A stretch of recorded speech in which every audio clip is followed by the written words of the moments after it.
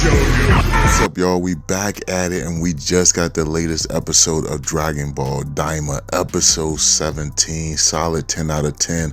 My favorite episode so far. It was episode 12, but this just stole the cake, man. Oh my gosh. The way the camera angles were in this episode, like, it was beautiful. I love the shots. This is one of those episodes where you can rewatch it and just appreciate how the animators went in and showed so much detail, especially towards the end of this episode. The beginning of this episode was good, but it's just that second half was just so amazing with all the characters fighting together. I love it. But we about to get into it. Make sure you subscribe and hit that bell. Greatly appreciated. So you have the episode start off where you got Goku and then they meet up with the Supreme Kai sister, and you find out what she wants to wish with the Dragon Balls, and she wants to wish for a more terrifying demon world. Now, when you first hear that, it sounds messed up, but I get where she's coming from, because when you ask me, since we've started this series and we've gotten to the demon realm, it felt lighthearted. It felt no different than Earth. And when I think of a demon world, I'm thinking of it being scary. You don't want to go there, like try to avoid it at all costs. So I get where she's coming from. It's too lighthearted there. It doesn't feel threatening at all. Even when you think about Gomah, who's now the ruler of that world, he didn't even feel like a threat until he get third eye. I mean, he seems like a happy-go-lucky guy. So I get where she's coming from. She wants that world to flourish. She wants it to be terrifying. She wants people to fear it. She wants it to be in chaos. So I get where she's coming from. I'm not saying it's right, but I understand where she's coming from. Maybe that's how it was before,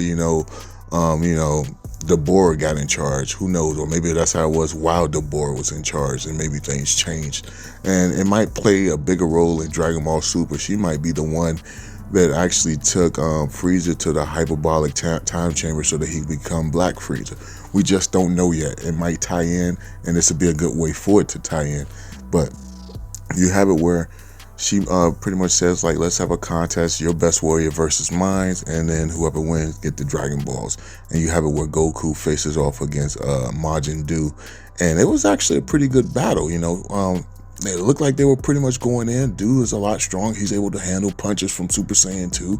So, I mean, he's a lot stronger than I gave him credit for. But with the way they were fighting, I'm curious how Goku would have fared against the Guardian of the One-Star Ball. I'm just very curious about that. But while that's going on, that's all pretty much the first half. And it took a while to get to that. It was more so socializing and stuff like that, which they probably could have skipped, but they chose not to. But you have it where is his name Gamma or Gomah? Gomah shows up. I don't know why I want to say Gamma, but Gomah shows up. You see that he has the third eye. He interrupts the fight between Goku and Majin Buu, and then he jumps in and he starts fighting Goku. And he starts fighting Vegeta first. He threatens everybody. He creates a base, and when he makes a base to fight on, or stage to fight on, it kind of gave me memories of, I don't remember if y'all remember the episode Dragon Ball Super where you had the King of the Angels, and he made, the Father of the Angels, he made the base for the Tournament of Power. It kind of gave me vibes of that, except it just looked a little more beautiful as far as how the animation was polished, and I like that. But with the third eye being something in the demon world that can make, that's considered to be a powerful object that can make someone extremely strong, I wonder if the angels have that as well, from the Dragon Ball Super, like some type of, third eye of theirs, an angel one, or some type of tool that they can use to make themselves very powerful. I'm very curious if we might get that in the future of the series. But you have this amazing fight where you have Gomah facing off against all of the Z Warriors. You even have it with Majin Buu and Majin Buu. They jump in. You got the Guardian of the first Dragon Ball jumping in as well. The Supreme Kai. You got Glorio. You got all of these guys facing off against Gomah. And it's amazing, man. The fight sequence was just beautiful. He's taking all of them on.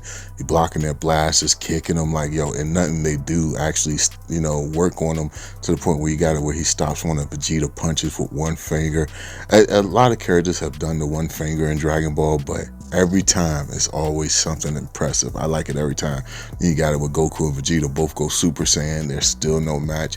You even have it where Goku does something that we have never seen him do before. So usually Goku goes into a battle, he wants to do the one-on-one thing. He even did it in this episode when he goes to face Majin Ku.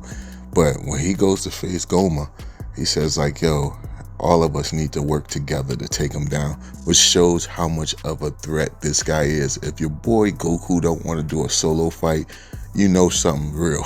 And I can't even think of a time where Goku said we all should fight a person together. I don't know, maybe the Broly movie, but outside of that, I can't think of a time where Goku said we should all fight together to take down this opponent. If you guys can remember an incident where this happened, let me know in the comment section, because I need a refresher right there. I can't remember, but you got it where they're all fighting to take down Gomah, and he's using the power of the third eye, and that's when you have like, you know, the Namekian who made the Dragon Balls in the Demon World explain that it was a powerful artifact. Whoever has it will gain some, you know, ultimate strength. You have it with the Supreme Kai's sister as a little shooken up, as well as the Namekian who made the Dragon Balls. They're both just looking like, oh man. And that's how you know Goku knows that it's real. Like, this dude is something fierce. You even have it where after he beats up Goku and them, Goku manages to drop his those little bugs that's supposed to be like sensu beans and can do fusion and other stuff like that. You have it where Vegeta asks for one of the bugs so that he could heal himself, but Goku doesn't have it, and then Vegeta falls to the ground, and you got it with Gomah. He's like, yo, I'm gonna finish you off first. He goes in for the kill against Goku, and that's when you have Majin Ku, as well as the Guardian of the First Star Dragon Ball, jump in to protect Goku. I really like that moment. And then at the end of the episode, you have it where Goku goes Super Saiyan 3.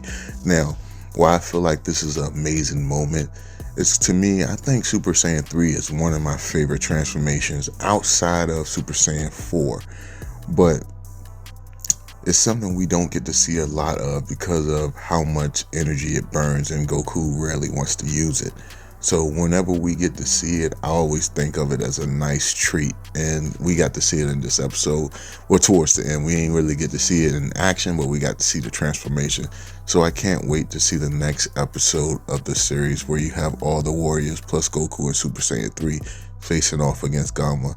But you guys, let me know your thoughts on this episode down below. And if you like the video, thumb it up. Please subscribe, hit the bell for all notifications, and I will catch you in the next one. Peace.